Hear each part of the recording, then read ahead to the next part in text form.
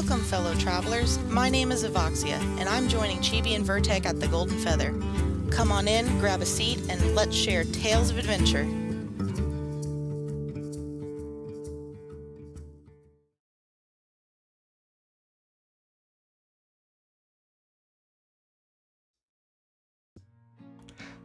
Hello, everybody, and welcome to the Golden Feather Tavern, where your hosts, Chibi and Vertek, discuss Ashes of Creation and important topics spoken about within the Ashes community. Every week, we invite you, the viewers, and a special guest to pull up a chair or a plate, grab a pint, and join the conversation with us. Today is the 24th of August, 2024, and we are in episode 221. There's going to be a lot of twos in everything this year, I see. And this one we've titled Crafting the Perfect Pudding. And Traveling Bard, Pudding Bard? Yeah, Bard Pudding. Today's Traveling Pudding is Avoxia. How are you today? Hey, good evening, everybody. I am the jiggliest of puddings today. I'm very glad to meet you. Also the cutest of puddings. Thank you. Absolutely. And the jiggliest. And Chibi, how are you doing today? And what do we have on tap today anyway? I'm doing pretty good. It is a Saturday. It is actually, by the way, in fact, going to be next week is going to be off from our podcast. So this will be the last one until the beginning of September for August. But aside from that, doing pretty well. We are prepping to go out to PAX West next week, so that'll be very fun. But what we have on the tap today is to kind of discuss some of the upcoming live stream and concerns on PvE that people are having, as well as general community, either concerns or questions. And of course, we like to save a little bit of time for those of you in chat. We are a very interactive podcast. In case you've never been to this, welcome. Our podcast on Saturdays are typically centric around our guest that we're having. This week's Bard, for example, Avoxia. And then our Tuesday talks are more like a random grouping of discussions that we have with people in the community. So they're both community centric, but in different ways. And they're very fun times. They're very long form. So if you like that kind of content, please consider subscribing to our YouTube videos, following us on Twitch. And if you want to help support us, you can always toss us your Prime sub or become a member over on YouTube, where we have lots of little videos that are hidden and only visible to members.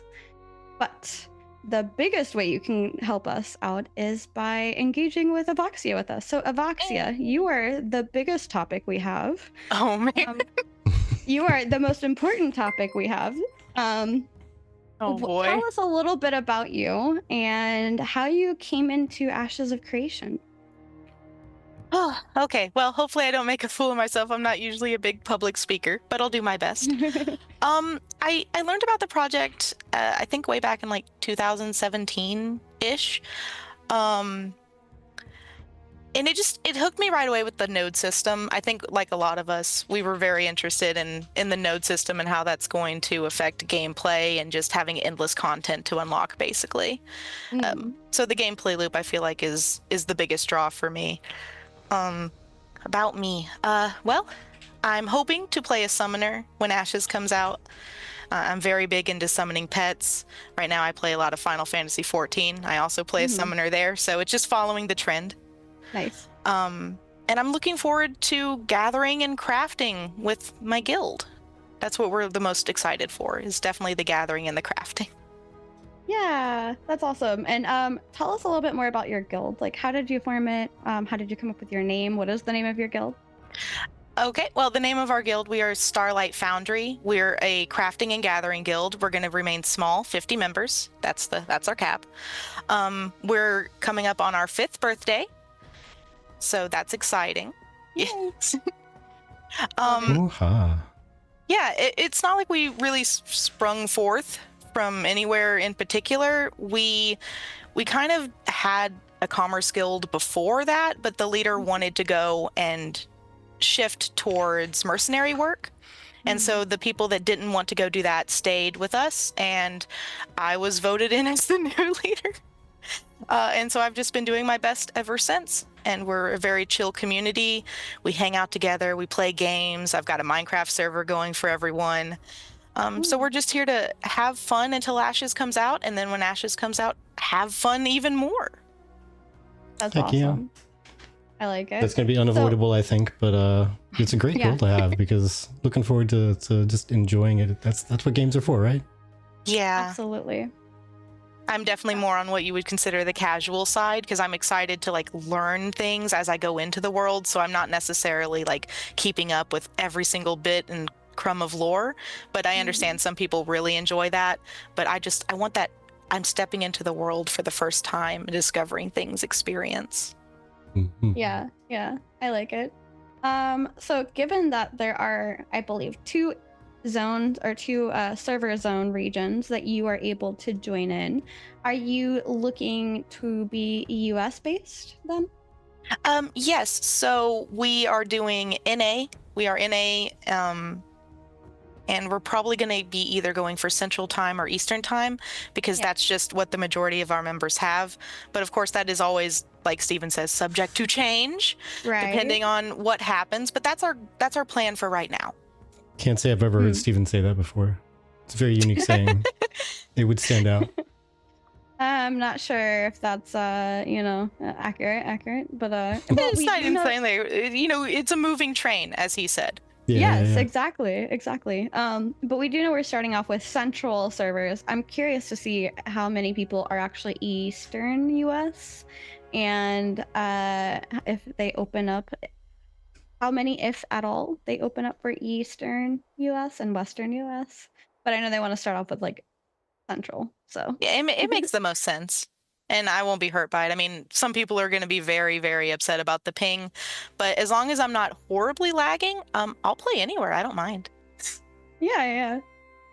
Okay, that's fair. That's fair. I think Central is actually pretty decent because, I mean, obviously, if you're Central already, you're the closest, but it does come down to your ISP, of course. But then it's I feel like an equally distant server for East and West from each other.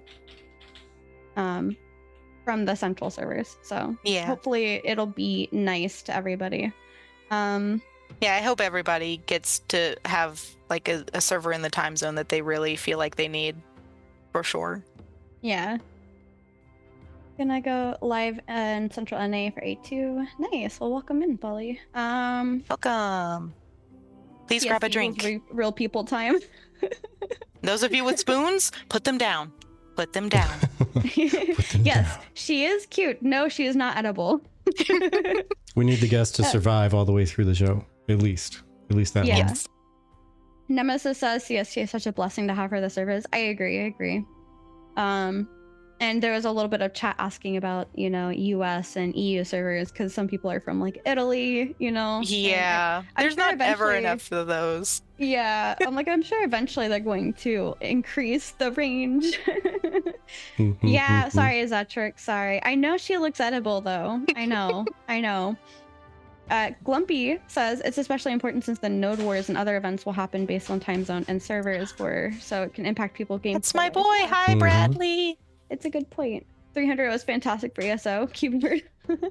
So, Avoxia, they're friends, not food. Exactly. Yes. So with that being said about the node wars and everything, as a primarily, focused on crafting and things like that, how do you guys intend on approaching things like that? Are you going to still have that focus for PvP, PvX? Or are you going to look to either avoid it or kind of assist in your own way? So, very important thing about war is war takes money. So war makes money.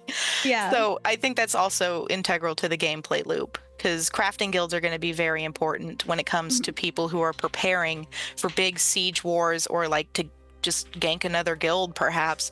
Potions, weapons, armors, the battle mounts, the battle pets. It's endless possibilities to make money that way based off of, people just PvPing.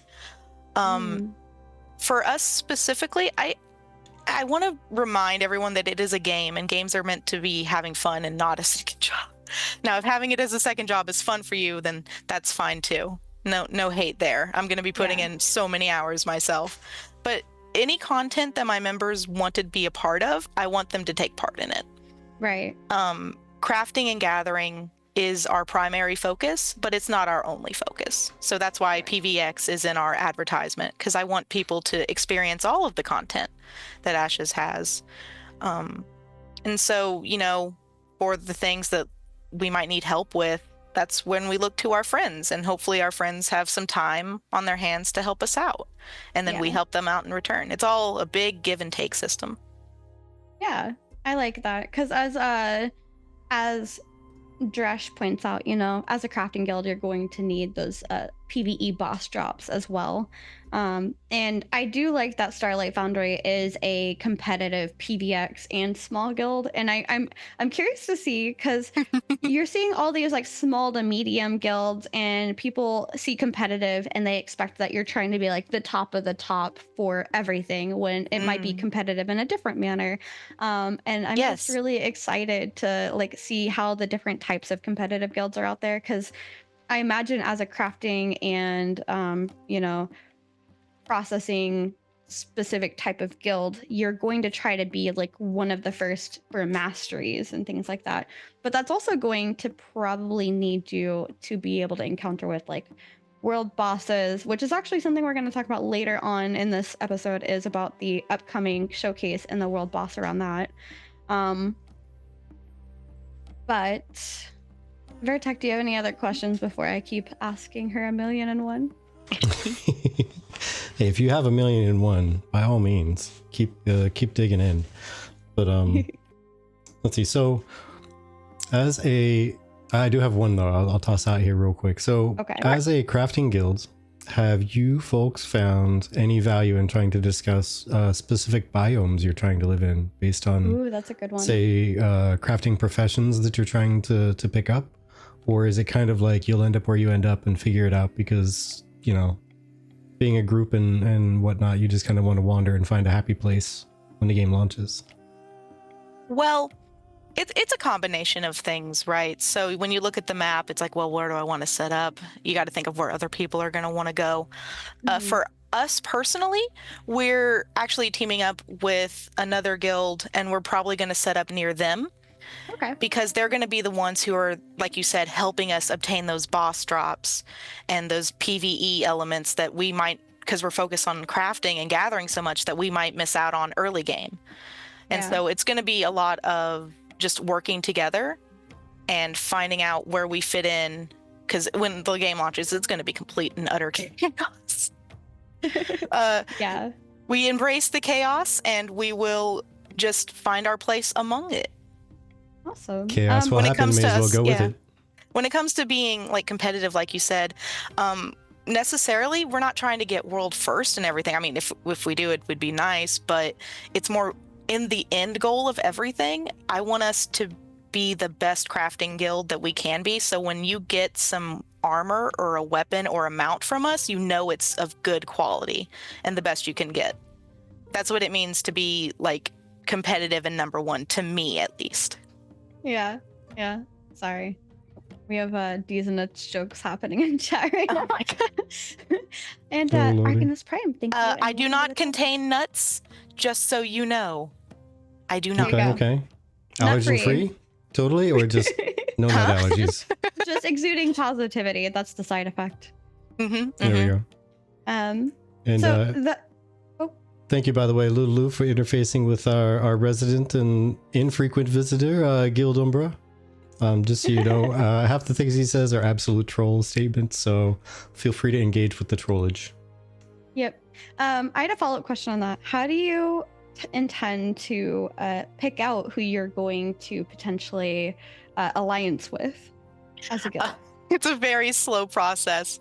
We only have one allied guild right now, and you've already actually had him on your program, the Divine Order. Yeah. Neo is like been my bestie for Discord for like maybe 2.5 years. It literally Nice. took us like 2 years of talking before we made anything like even a little bit official. But Yeah, he's like one of the that's fair. coolest guys that I've met, Yeah. at least when And, it comes to other guild leads. For those of you that missed that, we had our podcast with Nia Ryan, so you should go check that one out. That was really fun too. But yeah, it's all about trust, really. I find that people have, either make giant group alliances or they have like 10 people that they're trying to talk to all at once. And that's just too many to really form any like solid plans with it. I feel like, especially for a game that we still know a lot of nothing about sometimes. That's fair. That's fair. So it's like, how do you make plans for something that you don't know how it's going to function, Because I was scared to even put too many people in my guild now, because Steven said that it may be 30 people instead of 50 at one point, I think I heard. And I did not hear that. That's a bit worrying. At least it was listed on the wiki, so I don't know what was particularly said about it. I think maybe the initial is either it's for Alpha 2 is up to 30, or maybe the initial might be 30 and then you can upgrade to 50 through like leveling. I'm not sure. But see, this would be a great time for that that everything is subject to change stamp to just plop up on the screen. You know what? We should just make that like a little layover thing. Somebody can do like for a very high reward for viewer points. Just if like anybody subject to change. Yeah, if anybody is good with animated art, please feel free. We'll provide you with the text file. I'm the first to admit I don't always know all the answers. Or the font file. I keep up very little because I want to be surprised, and that's just how I want to do it, Yeah, and Ria, exactly. A channel point redeemed. That's what I was just talking about. Nemesis says 30 people for the initial number for A2, I believe. Oh, okay, that's good, because my gosh, that would be so hard. Yeah, I don't think he's intending on going smaller than 50. That just doesn't quite make sense. But thank you for the hydrate. Hydrate it is. Oh no, I don't have a drink. I don't have a drink. Oh no. Everybody else, please grab your drinks. I'm gonna go ahead and roll this get this 3-minute ad out of the way so that we can have no ads for the rest of the stream. Yay. Going into this part, we are just gonna do a small overview. We have our tavern talk on Tuesday, and then we're going to be gone from Thursday through Tuesday this next week. So there's going to be no Saturday stream. If you see us having a lack of interaction in our Discord, it's probably because we're at PAX West or on the flight home. Also, I just want to preface that we're having our RP Summit in September the 14th. It starts at 6 p.m. Eastern time, and it will go for about 4 hours. And we have our guests all picked out. I will be putting out the announcement this weekend for who all is involved, but I'm very excited to host our very first roleplay summit. And depending on how much interest there is into this, we may do another one next year. Otherwise, we may tweak stuff a little bit for this particular summit. And aside from that, I think we can go ahead and get into the primary part of our podcast, which is essentially going to be talking about whichever topic that you feel kind of drawn to first. Avoxia, do you want to start talking about risk versus reward, or classes, or like quality of life things? Hey, just hit me with it. We can just go down the list in order. That's fine. Just go down the list in order. All right. So the first thing that we're gonna want to jiggly. The first thing we're gonna want to talk about is risk versus reward. And this is from Demetrius, and he's asking, how do you define risk versus reward? And is essentially kind of trying to ask for people to define it for themselves, but says that they feel like the current consensus of it is that reward is compared to risk of PvP. And he also thinks that it should be more so compared to time and resources against rewards. OP also thinks that the current consensus seems narrow considering the natural risks or downsides of PvE at present and the potential of failing them. Some of the community responses included like time spent versus reward, which is what Ludulu put both in chat and in that forum post. And a lot of other people, like further on, they were talking about like a deeper discussion on time as an investment and therefore a risk. However, one person did mention that that's the type of risk versus reward that would drive them away, is the time spent. They'd rather be anything else. So, with all that said, how do you view risk versus reward? Especially because you guys are kind of more of a crafting guild, so that would probably kind of alter that a little bit, wouldn't it? I mean, you're going to have risk versus reward in pretty much any game. It's part of the loop. You got to have it somewhere. For just like for us in particular, our risk is in going out and getting those goods for the most part, and then transferring them from place to place. So via the caravan system, for example, that's where the most of our risk is going to lie. And I think it really does have a lot to do with time, because that's time that you put in that regardless of if you fail or if you succeed, that time's gone. You can't get it back. Now, if you enjoyed that time or not, that's completely up to you. But so for me, when I think of risk, that's what I mainly think of for us. And then you got to do things to mitigate those risks so that you have more of a likely chance to succeed. And that's where, you know, sending out perhaps gathering teams instead of individuals would help to mitigate anyone who might be trying to pick them off. Sending like mercenaries or guards to help guard your caravan on the way to its destination, that helps ensure that you succeed in that. Yeah. And if you don't, then, you know, you are running that risk of having someone topple your caravan and steal all of your hard work. And then that's a success for them instead of a failure of not being able to get those free goods, you know? Right. I just hope that it's well balanced in the game world. Yeah, and Narluka says, yeah, that's going to be risky to go out and carry that many resources. You're a very juicy target for raiding that way. Yeah. So you got to keep those sort of things in mind and have a backup plan in case things don't work out. Or, you know, put in the time to make sure that you have enough guards that you will get to that destination. Yeah, exactly. And your thoughts, Vertec? I don't think I could phrase it any better than combining Ludulu / Niker and Sethrago's comments, which are like the first two on that post, right? Right. Basically saying the time spent versus reward, because anything that you gain in the game is going to just cost time. You're not really going to lose, say, real world stuff, right? It's all based on in-game things you achieved, found, crafted, constructed, borrowed, loaned, whatever. And you can always get it back given enough time. And everything kind of boils down to it. And the thing that's going to need to be a balance is how you craft that idea into reality by how many different systems you put in to penalize people when they die, fail, etc. Right. And I think that's going to be the trick, right? It's going to be the balancing act that I'm going to be interested to see. Like, can they make us fail in a way that's fun or at least tolerable? Yeah, because adding PvP to PvE circumstances amplifies risk for sure. But I know some people have commented, maybe not in this post, I didn't read every single post in here, but previously that PvE is no risk, but it is, because you still get experience debt and you still lose things that you drop.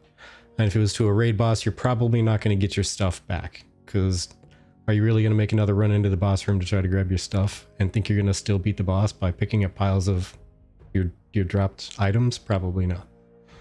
Yeah. I actually really liked what Azure wrote kind of a little further down. He said basically no for me in terms of the risk is time being lost as a result of failing to succeed at the given activity, be it PvP fight, raiding, dungeons, etc. So if the content is fun, and for PvE players that I know to actually like the PvE, the effort of trying and solving the encounter is the fun, which I can agree with. Like, I think you and I really enjoy going into harder raids and just like kind of hitting your heads against it and trying to figure out how to adjust things, you know, and like, okay, how can we beat this boss? Oh man, he wiped us again. All right, let's get back at this. Let's try this other like idea. And that is the fun part. It's like a puzzle in a way, if you will. And they don't need it to be additionally rewarded. You rely solely on your balance and intended encounter difficulty on that part. For Azurite, if you're enjoying the process of facing the encounter, you're not risking anything unless there was some resource other than time which was being consumed to eventually prevent you from being able to attempt that encounter. I also believe that encounters need these, especially in MMOs.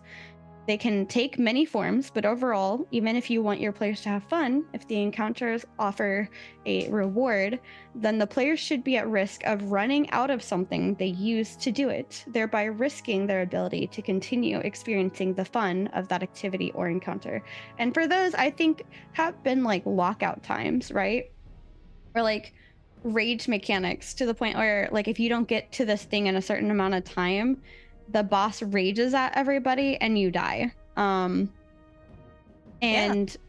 think also like you have 1 hour to figure this out before you get locked out of the dungeon, and then you can't try it again for like a day or something like that. Nothing Ashes should do that.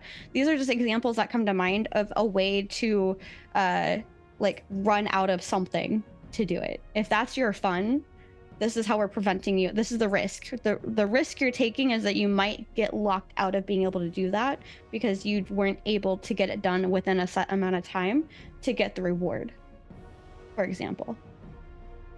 Yeah. I mean, and sometimes it can be like you need a key to open this dungeon, and that key is a very rare drop in and of itself.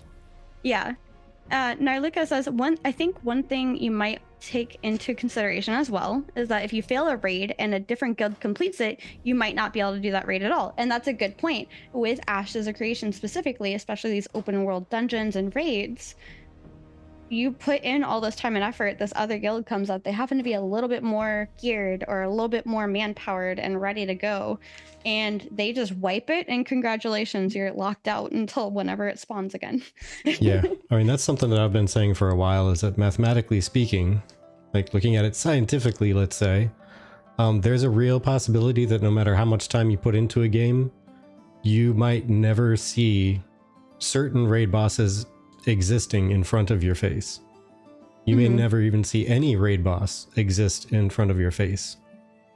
It's just very possible to do that because there's going to be limited raids and dungeons, and they're going to be in the open world, and they're going to be on potentially random timers. Yeah. So with all of that combined, it's gonna possibly create and again, everything's open to change, everything's open to testing, but it might be a very unhealthy lifestyle for some that need to wait by their phone for when a guild legitimately texts them and says that a boss is up. But I mean, we'll see. Yeah. And Glumpy Goo, I do see where you're coming from. Glumpy Goo says almost seems like a waste of a little bit, like maybe a waste of time or like a waste of effort. And I definitely, I think there's a good chunk of PvE players that are going to come into Ashes that are going to see that. And I'm pretty sure they're going to feel very similar in that. And I think that's why Vertec and I are a little like on the concerned or like not worried side, but just more of like a keeping an eye on like how they're going to not attack it, but address it, and basically, how they're going to make it available for people to still enjoy PvE within Ashes. Yeah, exactly. Basically, my stance is that I'm concerned, but I also have faith that they're going to do everything they can to make it as right as they can and as balanced as they can, while keeping to their core design tenets. Galwood hits they want to have a fun time. Yeah. Galwood hits the nail on the head directly. It's the opposite of WoW's design, where Blizzard wants everyone to experience all the content. Ashes endgame bosses will be much more exclusive, and I feel like that is kind of on par with what we're seeing with Intrepid. Classic, it's 3 a.m. time to raid a boss. But we're adults now. Dang it, I have work in 2 hours. I don't care. Get on. Calling in. Time to call into work. Log on or else that's a strike. You only get 3. Remember that. Maybe the rarity will create legends, I think. Maybe that's what you're saying. I mean, it's going to create some serious stories, that's for sure. Absolutely, yeah. So kind of on that same vein, this other person, Penguin Paladin, is worried about classes being limited by hyper focusing on their roles, and it's essentially OP is worried that the bard has half of its skill kit, roughly, being just buffs and debuffs, while cleric seemingly has none, and they're worried that a single main class are overly focused on their roles. And they suggest being able to pick secondaries at level 5, which I disagree with, but I'll get into why further. And in general, before I get into the community's response on this, I just want to focus on our thoughts real quick. In general, I think that focusing on the role of the... I'm actually going to bring out Ka's post for this real quick. Focusing on the primary role is important because Ka posted from Steven, we have our 8 base archetypes, and the Trinity is a pretty strong influence with regards to the 8 base classes. However, the area in which we actually begin to play with that line between the Trinity is in the secondary classes that you can pick, and there's more there. But that is like directly to my point. I think that the primary classes are great. I think they're not balanced for themselves. I think they're balanced as groups because the intent is to play as a group. But what do you guys think? Oh boy, that sure is a topic. For me personally, I've had both, right? I've experienced both. Thank you. And for me, it's a tricky thing for them to balance, but I hope they get it right, because you have games where you level up maybe once or twice, and then you are bombarded with all of these skills that you don't know how to pilot. And you just have to sit there for like 30 minutes to an hour hitting a striking dummy trying to figure out what all of this does. Right. And then in the opposite, where if you go too many without acquiring anything, well, it feels like, well, now my gameplay is stale. Yeah. And it's stagnated. So I'm really hoping that they just hit the good balance with this. And I think with enough testing, they will, with enough feedback. And they seem open to feedback, which I think is a very important thing to remember, is that they, like way back when they had like this weird rhythm system for the combat, nobody liked that, and they changed it. So that they're willing to listen to us, I think, is very important. Yeah. Sorry, let me go also ahead and turn on my mod mode, because I guess we're having a couple people pop in. It's probably the same person, just multiple accounts. Yeah, probably. Just whatever, I'll ban as many as I need to. They're trying to eat me. Ban hammers. Not allowed. No bandits here, please. Thank you. Yeah, 2 in a row. Yeah, exactly. Get that hammer. But, I don't want to cut off in case you had more opinion to give there, Avoxia. Oh no, it's okay. You all do what you need to do. Go fight the thieves trying to steal your gold. But yeah, like I was saying, it's just a good balance, and I hope they hit it. Yeah, exactly. And as Dresha 83 there said, like there's a lot of balance in there, like group balance amongst the archetypes at least. It's a insurance that if you want to accomplish a certain type of action, you need to bring a certain type of archetype, at least as a base. And then beyond that, everything is going to be flavor and function adjustments. And as Lulu said, to follow up on that, without augments, we really don't know what class balance is going to be like. But I don't think it's going to have issues necessarily as far as creating confusion. Like the primary archetype is still going to be the primary archetype. That's your main goal. Everything else is just kind of flexing it a little bit into the gray areas. Right. Little bit of coverage, just a little bit. Yeah, like you could take a cleric with a bard secondary, and who knows, maybe the augmentation there is going to be that it takes their super powerful single target heals and it starts to spread them across the group a little bit. So now they do have some AoE. Right. And everything else, who knows what's going to happen. But I actually like the way it's set up with archetypes focusing on a role. And then, you get a little bit of flex area in case you'd rather be a little tankier, a little healier, a little bit more stealthy, or whatever the case is when they get augments set up. Yeah, more and options.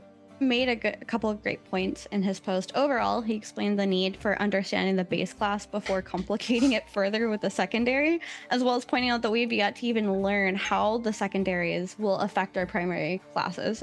Because one thing that OP kind of expressed is the frustration of the idea of if you do a shield bash and then suddenly at level 25, your shield bash can do a number of additional random things.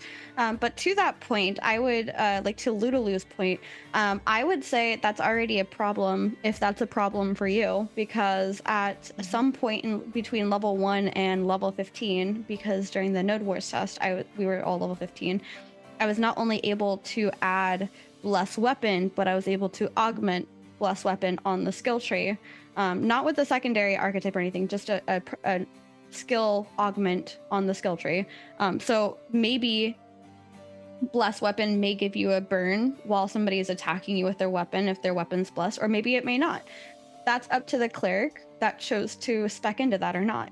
And so that's already something that you're going to see with just the base archetypes. So if you're worried about like a bash doing just a bash, or a bash also doing a burn over time, for example, I think that's just like a minor concern in that case, because you're already worried about that with how the base skill trees are created. I hope that made sense. I think so. There's going to be a lot. I don't know. I see it being complicated for some, especially if you're new to MMOs. So people who are new, like my husband, he's going to be very confused about things that are going on, and that's okay. People are having different skill levels, and it's just a learning curve. Right. I just don't think they should pile it all on at once. Yeah. But it's going to certainly be a learning curve, because there's going to be intricacies in between. Oh, okay, this person must be running this archetype, so I need to adjust my play style a little bit. Right. And that's the other thing, is that I believe there's going to be unique icons, so you're going to know what the secondary is mixed with the primary for the augmentation. So when you see, I believe, whatever one of the 64 class images are, I forgot how they said that they were going to do that, but if there is an icon for that, then I think you're going to be able to see exactly what primary and secondary they're running with that when you're versing them, so you'll have an idea at least of what they're doing. But the other thing, you just brought up a point, is like you're worried, like not you're worried, but like a person could be worried about, like, once you hit level 25, boom, I have all this other like archetype that I chose, all of the things that I can apply to each of my skills now. No, I think they're intending on slowly trickling that in, as they did with the first 25 levels. So as you level, you're able to unlock a new augment, I believe, is how they're intending on doing that. Instead of just dumping all these augments on you and learning everything at once, because that just sounds so intense and overwhelming.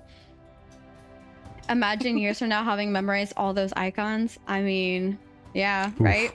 Yeah, I mean, yeah. I've memorized all like 1,000 something Pokemon. This is nothing. Nothing. Well, see, then the fun question is, like, how do you think they're going to do the icons? You think they're building like base icons, like it's going to always start with this kind of base shape for a tank, and then it's going to just have a little bit of an alteration based on the secondary archetype? Or do you think they're going to be completely unique? Yeah, that's a good question. Because there's some stuff our team will be busy. Yeah, absolutely. Right? There's some stuff where it's like, is there a combination of the two that you're still gonna have? Yeah. So is it to be determined? We will learn. It's to be determined if it's to be determined. Yeah. I think Dresh might have a good idea there, like class colors, but then the symbol is going to change. That way you know what the primary archetype, or archetype like colors, rather. To a point. I like that to a point, because again, if you go back to Intrepid considering people like, again, color blindness. Yeah, fair. Am I going to be able to differentiate that if it's colored? Might be symbol based then? That or would shape be nice. Even? Yeah, because Dress has colors and symbols. So, I mean, if you look at, I don't know if there is a typical array of colors that people can see with color blindness, and then also include a symbol with that somehow. I'm not sure. Yeah, accessibility options should be able to give you more options too. That's fair. That way you can, as the person that needs those accessibility options, be able to adjust what needs to appear for you, so you can be able to tell. Ooh, yeah, we have until next summer to learn primary archetypes anyway. That's a good point.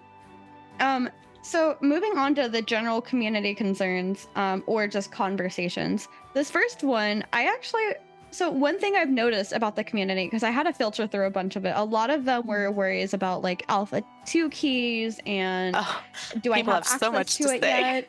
They do. But I mean, to be fair, it's also like one of those like, hey, I have this package. Do I have access to Alpha 2 or do I need to buy a key? And I think that's what some of them are. And obviously there's a bunch of conversations on the pricing of keys and everything. But one thing I'm noticing as well is a lot more conversations about different aspects of the game. I feel like people are getting back into Ashes as we're getting closer to Alpha 2. So one of those was actually the companion app. And I thought that was interesting to see this come up as a conversation. And this is from Famous, and Famous was saying essentially that they were wondering what people really wanted out of the eventual companion app, and if it should be something that they should consider offering during Alpha 2. And he even broke down a few really good questions. I'll leave that for you guys to go explore. But overall, the feedback that I saw initially was that they're hoping that the app is web-based, so that would limit what... not that so that it would limit, but if it would be web-based, it would limit what the app itself could do.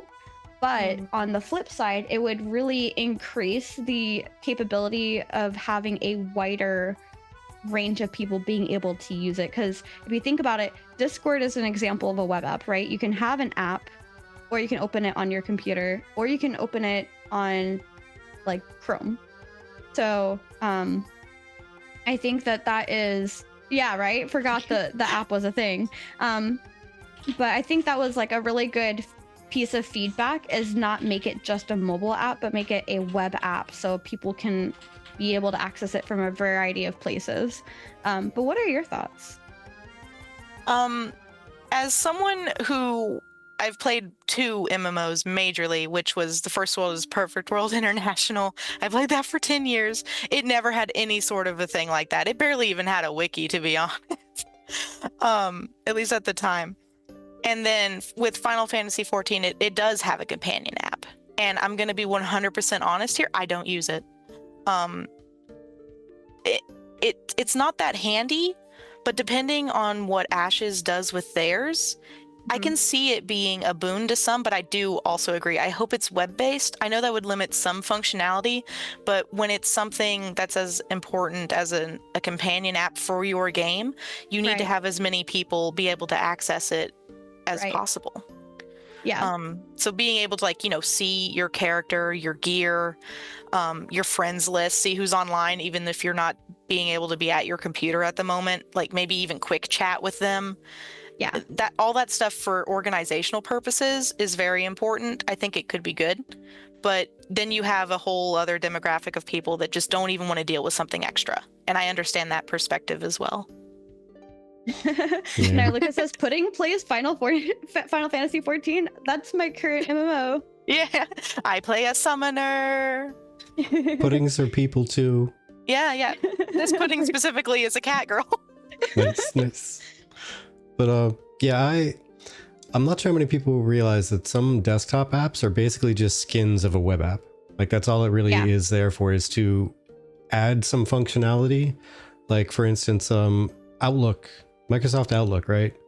It's basically the web app, except it allows you to download the messages to your local computer, so you can, once you've disconnected from the internet, you still have those emails on your device, so you can take a peek at them.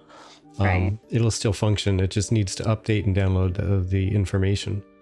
But the same can be said for any kind of mobile app for a game.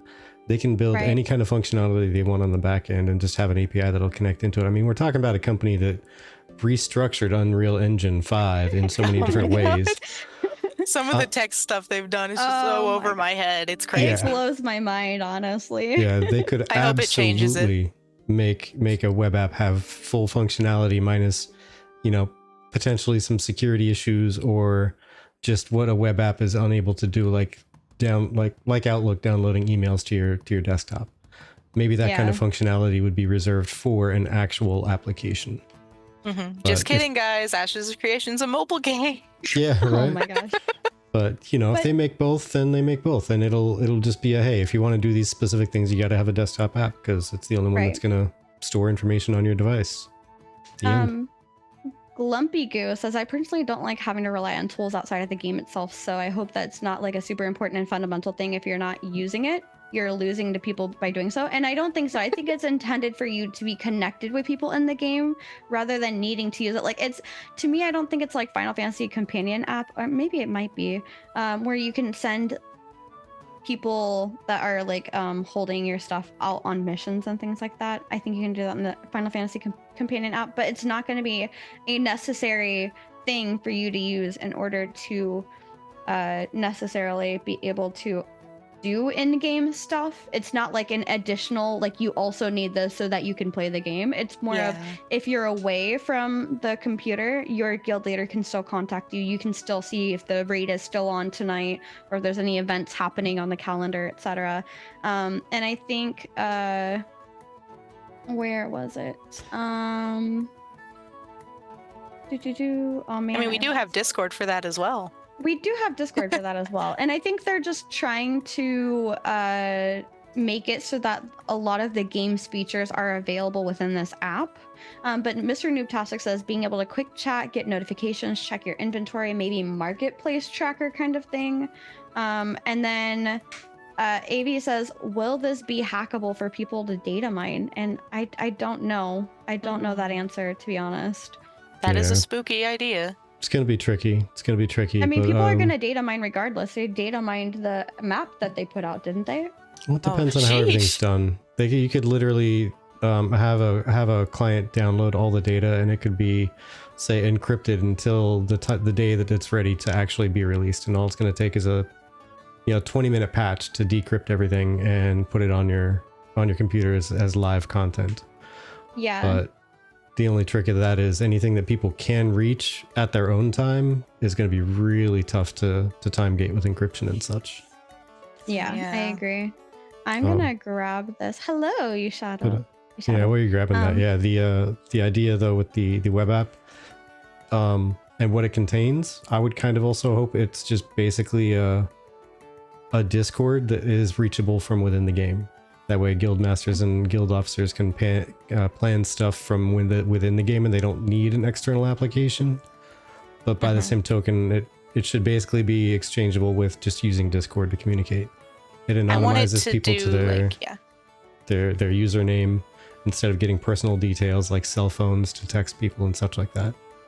There you go. I sent out the wiki for the companion app on what they're expecting to have on it already. So that is for you to be able to peruse. But no, AV, yes and no, but mainly no. That's not why they don't want to have add-ons. The reason why they don't want to have add-ons is because, for one, I mean, Asmongold, take it with a grain of salt. If whatever your opinions are about him, he did make a really good point that, add-ons really killed the game. People were relying on something to tell you to move out of something, or like just, instead of relying on the game to tell you stuff, relying on add-ons to tell you things. But also add-ons really just kind of change how you play the game too. And they don't want things that are going to connect with the API. And I don't think it's because of the companion app that they don't want add-ons. I'm just making sure that that's prefaced. But I think that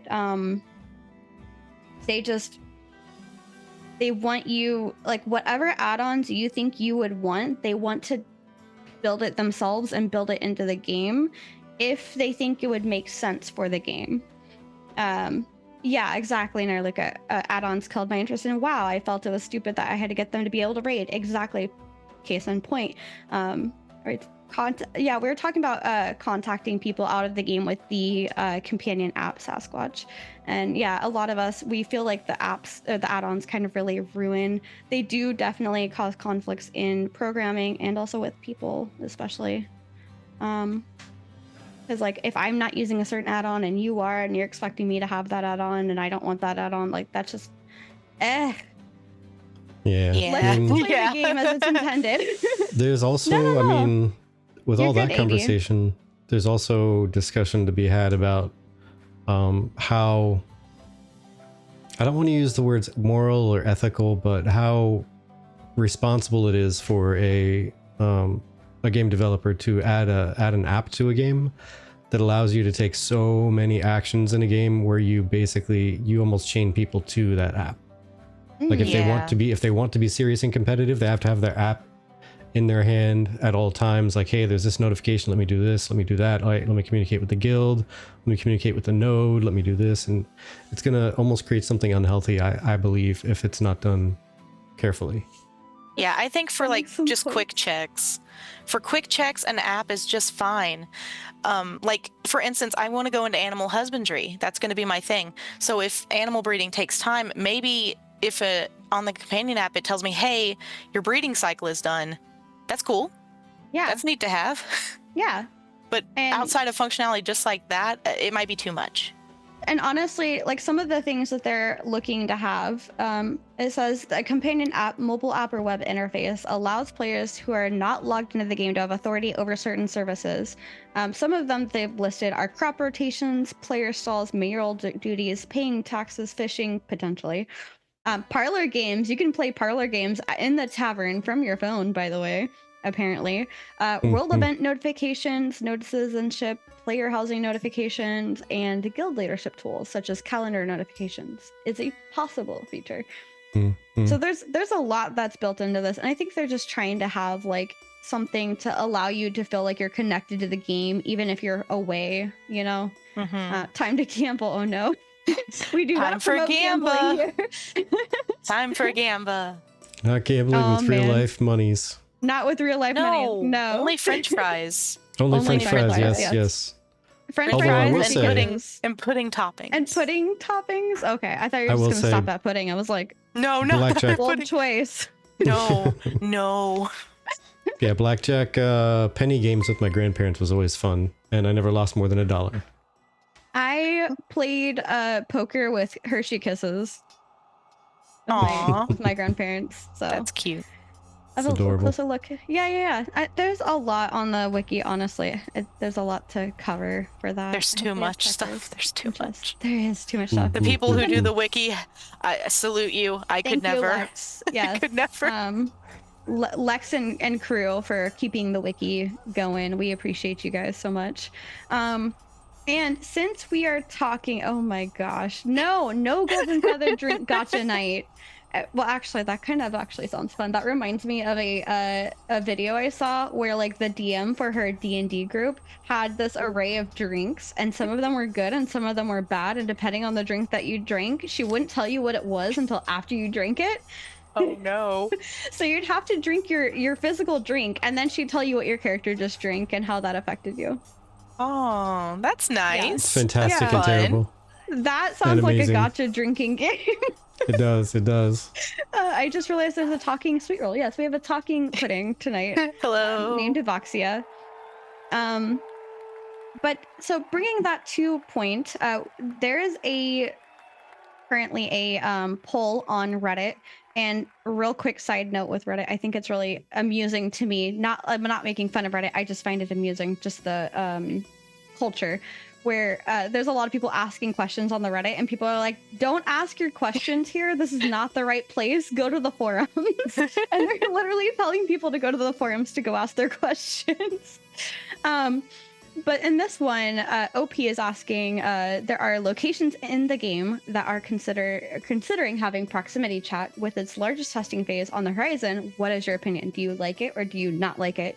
And spoiler, I think one of the questions that are in the debate on which ones are going to be talked about is about utilizing proximity chat within maybe taverns and how that would affect roleplay.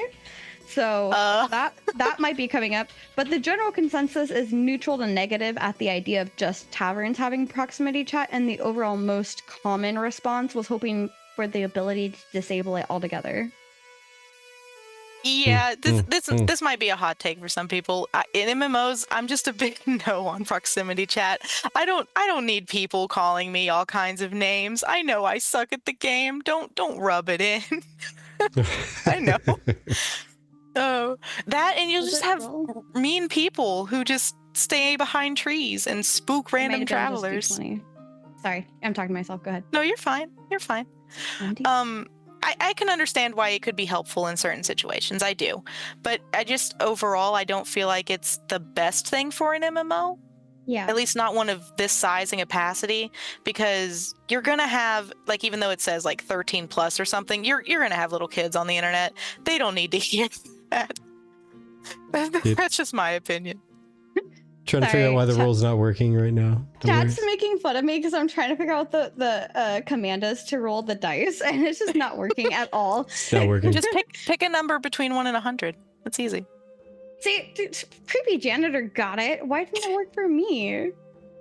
Oh my goodness. Rude. But you got it too. I'm sorry. But yeah, keyboard says it's proximity chat, just walk away. But that's one of those things. If we're in the tavern and it's proximity chat, like, I probably can't walk away, especially if maybe, like, let's come from Vertex and my perspective. If we're streaming with you guys and the point of the stream is to hang out in the tavern, if we can't mute or be able to handle other people, then we're not going to have control over what happens. Exactly. We need the ability to mute people. Especially as streamers, that is an especially important thing to be able to have, because the last thing you need is someone to be like blasting, like, wasn't me on their microphone as they're rolling past you, and then because they took so long to get past you with the proximity, you got like a copyright strike because somebody was blasting it. Yeah. If they're gonna add proximity chat, even though I personally would never use it, they have to 100% include the ability to just turn it off. Like, you should have the option to just turn it off if you don't want to deal with anybody else's cat meowing or a plane flying overhead, or they're playing the same song on loop. Yeah. On purpose to annoy people. Exactly. And like, one of the things that was brought up is like, oh no, like, what if I used it in a dungeon, because like, if I'm running with random people, like, they're just gonna like yell at me and criticize me and like call me every name in the book, and I'm like, yeah, that's why I should be able to like opt out of it. Yeah. But then somebody else was like, but to be fair, even if there wasn't proximity chat, you'd get that in the chat too. That's true. So, yeah, but at least it wouldn't be invading your ears. You can hide a layer of text chat easily. Like, every chat in every game has so many different filters and adjustments you can make that you don't have to have, old school WoW's like trade chat open, which was not really focused on trade. You can mute people's chats too. You can just mute chats. You can mute a person. Mm-hmm. I like what Zetrix says, not Vetrix. Open it to just group in taverns. Yeah, like opt in for either. And then a lot of people that have been watching us for a while know my view on it. Like, when it comes to businesses on your freehold, I believe there should be full controls to lock people out of the actual business building, to ban them from entering the business building, and to be able to ban them and control your audio chat in there, because that is your business, right? Ooh. You obtained a freehold, you got all the money, all the time, all the effort put in, created a business. Why can you not run it like a business? Why is it open to anybody to come in and do whatever they want? Right. And I agree with that. And I was actually talking to, I think, Ludaloo and Nemesis about that. Like, Nemesis, I even want tavern owners to have the option to kick someone out of their tavern when they're doing stuff they're not supposed to. But another good point, and hold up before we get to that, because Steven reiterated during the AMA that Ashes of Creation is a rated M video game. Keep that in mind. Yeah. Keyboard says a parental lock to turn it off so kids don't get corrupted. I mean, when has parental locks ever worked? I mean, if they're old enough, they're gonna find a way to undo that anyway. Yeah. But what's the difference with people who just spam crap in the chat bar? Exactly. I mean, at least the difference is with the chat, it will probably have like the sensitivity on there, so it won't let you see certain words come through. if they're inappropriate words for what they want as a community as inappropriate words. But then people would always find ways around that, of course, right? Like log into World of Warcraft during the late 2010s and it was Murloc this and and what was it? Oh man, why am I blinking on his name? Jackie Chan that, and just they would link like an item name or a title that they got, an achievement, etc. It's the internet. People will find a way. They're very creative like that. Yeah. It's so crazy. If you have to see it, the best thing you can do is just at least give us options. Yeah, exactly. Yeah. And I think that's the most important. Yeah, because I think it'd be also really fun for tavern owners to be able to legitimately lock the doors, invite certain people in, and limit the voice chat to only certain people, to have like quote unquote town meetings and that type of thing, staff meetings for that matter, like before a grand opening or a big event they're trying to have. Like imagine how much fantastic a fantastic RP could be developed from something like that, Right. You sit in your tavern only to play Dungeons and Dragons. Hey, it'd be kind of like playing Tiny Tina's Wonderland, right? Yeah. And real quick also, to those who are new to the tavern, hello. I'm gonna butcher this name real quick. Geolis Danor. I have not seen that name, or I do not recall the name, and I apologize if you've been in here previously. But yeah, nobody will have an issue at the tavern until you create an issue for yourself. Yeah. Like even when it comes to guilds and whatnot, like it's going to be neutral territory, and the only people who are going to get kicked out are those that cause a problem while they're there. And ideally, everybody there will help us kick that one person out, not acting as a representative of their guild or their node or whatever. That one person gets ejected. Yeah, and Geolis is a newer person, so welcome back. But also, there's a Lefrady over on YouTube, and they said that it should be optional to opt in and should be able to lock our tavern and allow people in. And that's something that we wish we could do, but I don't think there's going to be locking, unfortunately. Yeah. And also, Chibi's an elf. Therefore, I would be in a lot of hot water if I were to ban elves. I'm a pirate. Just saying. If he blocked elves out, I'd be like, all right, fine. You don't get any of the meals that I'm cooking. Bye. None of my potions either. No Bye. Potions. Womp womp. No alchemical amazingness. I need your strongest potion. There you go. But just as a reminder, we are going to be having the upcoming live stream on Friday, August 30th at 2 p.m. Eastern, 11 a.m. Pacific, and they're going to be talking all about Steel Bloom and Firebrand, which Firebrand is the upcoming open world boss that they're going to be showcasing us, and the dragon looks phenomenal. I cannot wait to see all about that. And that might be something that we're watching on our way back from PAX West, because hanging out in the airport can be kind of boring, so why not watch an Ashes of Creation live stream video? I can handle your strongest potions, Ludaloo. I can handle your strongest potions. That's funny. I love it. You cannot. We'll be discussing that when we get back. But the last piece I kind of want to cover for the community stuff is this adorable fan art, which is actually from Anduin's guild, the Grey Sentinels, and it is Fantasy Me. They created a piece of art showing their dwarven explorer, and I love it. I think it's really nice. It's very, very dwarven, very I saw it earlier. Yeah, so I really appreciate the art. For those of you that have known us for a little while, you know that we love art in this tavern. I appreciate every piece of art that you have sent us or given us. Our actual background is a fan-created 3D model of the tavern, the Golden Feather Tavern, that we turned into an overlay. So this was built in Blender, and I just worked really hard to go in and take photos of different aspects of the Blender build and then put it together as an overlay. It was really, really fun to work with. But yes, also as a hot take, surprising hot take of the month for me is dwarves being able to front flip. There are some people in the community who are very against it, and I found this quite interesting, to be honest. And I love it when my characters do fun little things when jumping, like my elf girl in World of Warcraft as she like twirled. Aww. So like Lulu wants to flip, and Thogli is like, no. So Thogli is very anti-flip. let us know in the comments. Do you like front flipping dwarves? Only backflipping.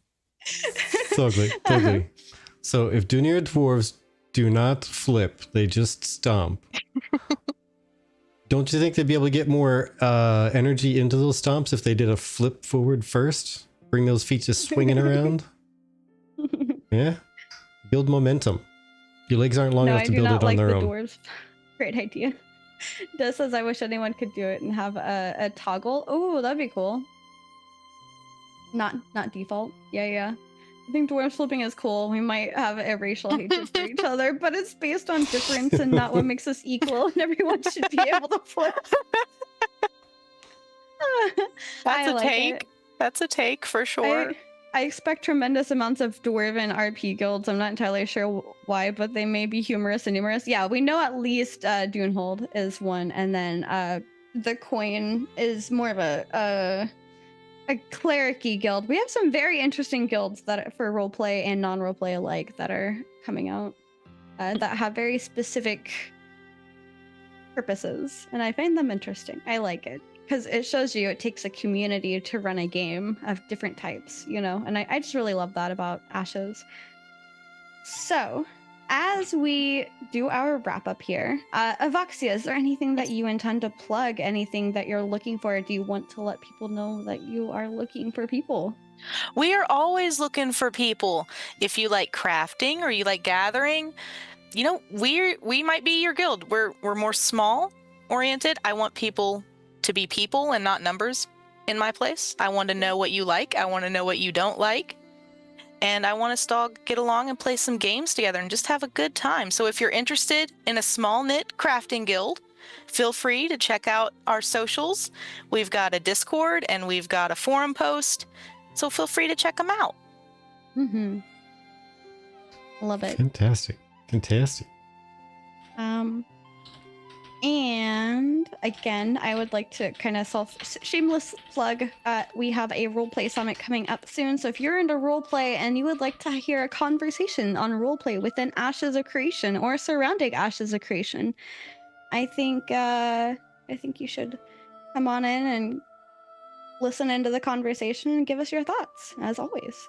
I really want to. Thank you, Nar. If it's okay with everybody, I would like to rate us over to Aloha. She is a very sweet and EU focused content creator. I believe she's intending to come back for Ashes of Creation. And she is kind of what you would call a well, she's chill like us for one. Mm-hmm. No, Eloa. But she's chill like us for one, but for two, I think she's more of a Care Bear side. But she's very sweet, and I think you guys will like her. I actually met her my first podcast I was ever on for Ashes of Creation, and wouldn't you say the world is small because Vertek happens to also know him from his gaming past. Or know her from his gaming past. So we are going to read over to her and say hello to her. And my favorite thing about her is that when, I believe if she's still doing it, when you do subscriptions and stuff, she will sometimes spend a little bit of money to support planting trees. That's wonderful. I love it so much. They're trying to eat me. Oh Fine. Just a scoop for you. Just one scoop. One scoop. One tiny scoop. One tiny scoop. We must protect the pudding. I like how it looks like it reformed you right on the plate too. Yeah. I saved the scoop for the end. There's one scoop. You get one scoop before bed. Oh my gosh. That's your allowance. Also, Ishada, I have no idea. We'll have to see. But Thank you guys so much for joining us. If you like this kind of content, please once again consider subscribing to our YouTube channel or joining us here on Twitch. And of course, we have our Discord where we would love to hear your voices and your thoughts and talking about stuff between live streams. And if you want to support us, we have a variety of ways via Patreon, memberships, Twitch subscriptions. Pick your poison. And honestly, the biggest support would be you here with us. And I make sure to follow. All right, everybody, take care. Bye. Bye.